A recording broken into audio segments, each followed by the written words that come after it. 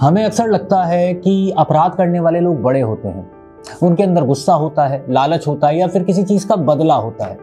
लेकिन जरा सोचो, अगर कोई बच्चा सिर्फ 7 या 8 साल का बिना किसी डर के, बिना किसी पछतावे के एक नहीं, दो नहीं बल्कि 3 मासूम बच्चों की हत्या कर दे, तो उसको क्या अपराधी कहा जाएगा या फिर कुछ और?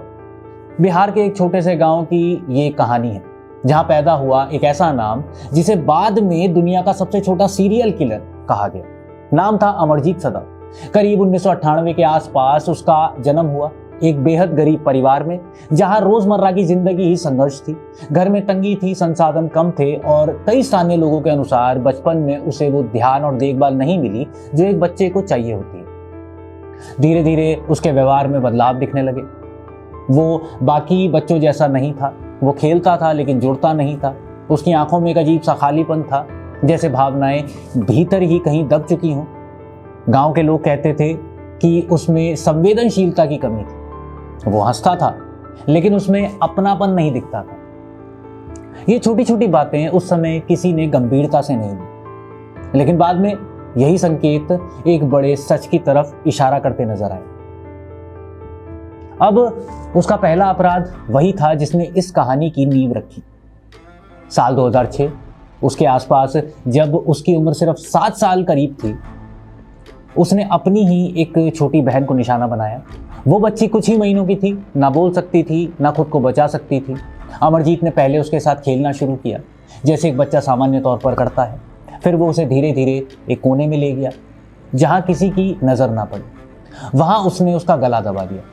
अब कुछ विवरणों के अनुसार उसने उसके सर पर किसी भारी चीज से भी वार किया। लेकिन इस घटना का सबसे खौफनाक हिस्सा ये नहीं था कि एक बच्चे की हत्या की गई, बल्कि उससे भी ज्यादा भयानक था कि इसके बाद वो ऐसे घर लौटा जैसे कुछ हुआ ही ना हो। उसके अंदर ना तो डर था, ना घबराहट थी, ना कोई छुपने की कोशिश थी। अब जब परिवार को शक हुआ और उससे पूछा गया तो उसने बिना झिझक सब कुछ बता दिया। एक 7 साल का बच्चा इतनी सहजता से एक हत्या कबूल कर रहा था, ये किसी के लिए समझ से तो बाहर था। लेकिन यहीं पर सबसे बड़ी चूक होती है। उसके माता पिता ने इस बात को पुलिस से छुपाया, क्योंकि उन्हें डर था लोग क्या कहेंगे, बदनामी होगी, और शायद इस सच्चाई से भी कि उनका अपना बेटा एक हत्यारा है। उन्होंने इसे घर की बात मानकर दबा दिया, और यही चुप्पी आगे चलकर और भी खतरनाक साबित होती है। पहली घटना के बाद अगर वो वहीं रोक दिया जाता, अगर उसे किसी मनोचिकित्सक के पास ले जाया जाता, अगर पुलिस को बता दिया जाता, तो शायद कहानी यहीं खत्म हो जाती। लेकिन ऐसा नहीं हुआ। कुछ ही समय बाद उसने दूसरी हत्या करी। इस बार शिकार बनी उसकी खुद की बहन, जो 8 महीने की थी। यह घटना और भी ज्यादा डरावनी थी, क्योंकि अब यह सिर्फ एक घटना नहीं रह गई थी, ये एक तरह का पैटर्न बन चुका था। रात का समय था, घर में सब सो रहे थे। अमरजीत चुपचाप उठता है, अपनी बहन को गोद में लेता है और उसी तरह गला दबाकर उसकी जान ले लेता है। इसके बाद उसने उसे वापस उसी जगह रख दिया, मानो जैसे वो सो रही है। उसके अंदर ना तो कोई घबराहट थी, ना कोई जल्दबाजी थी, बस एक अजीब सी ठंडक थी। जब सुबह परिवार को शक हुआ और मां ने उससे पूछा, तो उसने फिर से सब कुछ सच सच बता दिया। लेकिन इस बार वही हुआ। परिवार पूरी तरह चुप रहा, ना पुलिस, ना शिकायत, ना इलाज। शायद परिवार को लग रहा था कि ये बात बाहर आई तो सब कुछ खत्म हो जाएगा। लेकिन असल में जो खत्म हो रहा था वो थी 3 जिंदगियां और उनका भविष्य। फिर आता है 2007 और तीसरी घटना जिसने इस पूरी कहानी को दुनिया के सामने ला दिया। उसी गांव में एक महिला अपने 6 महीने की बच्ची को पास के एक स्कूल में सुलाकर काम करने चली जाती है। ये एक आम दिन जैसा ही था, लेकिन जब वो वापस आई, बच्ची गायब। पहले तो लगा कि कहीं आसपास होगी, लेकिन कुछ ही मिनटों में पूरा गांव उसे ढूंढने निकल पड़ता है। माहौल अचानक डर और बेचैनी से भर जाता है। अब तभी किसी ने बताया कि आखिरी बार उस बच्ची को अमरजीत के साथ देखा गया था। पुलिस को बुलाया जाता है। जब उससे पूछताछ होती है तो जो हुआ वो किसी भी अनुभवी पुलिसकर्मी के लिए असामान्य था। अमरजीत ने बिना किसी दबाव के, बिना किसी डर के सब कुछ कबूल कर लिया। उसने बताया कि उसने बच्ची को उठाया, उसे पत्थर से मारा और फिर पास ही में एक जगह पर गाड़ भी दिया। वो खुद पुलिस को उस जगह तक लेकर गया। जब मिट्टी हटाई गई तो सच सामने था।